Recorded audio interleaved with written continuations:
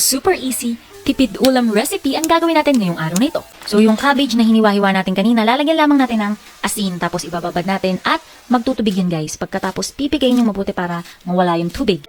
Next ay yung tokwa na lalagyan lamang natin ng breading mix. Paano po kung wala kaming breading mix? Pwedeng breadcrumbs, kahit anong. Idiretso mo na yan ng prito.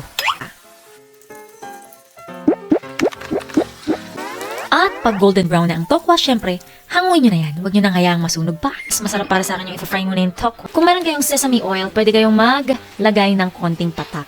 Kung meron lang naman, walang sapitan. Next ay itong ating rice paper wrapper or spring roll wrapper.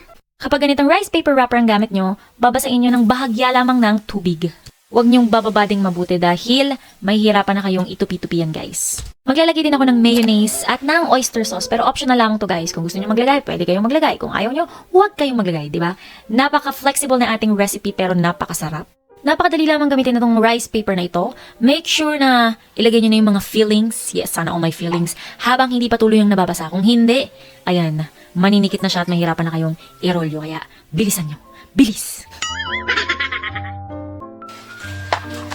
Kung ngayon, repolyo, yung iba naman naglagay ako ng carrots. For today, at para sa ating shoutout, ipinapost ko po siya at the end of every video.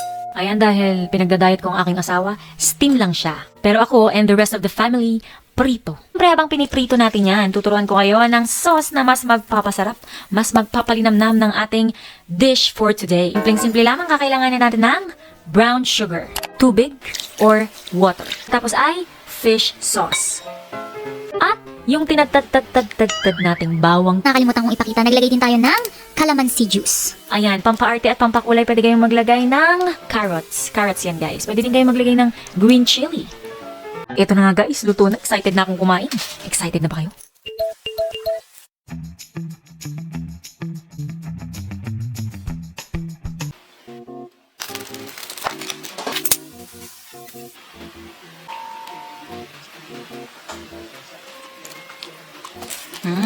Anak ng tokpolyo, pagkasarap naman nila.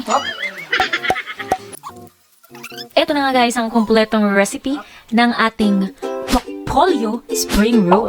Nakakanakas tokpolyo pa no?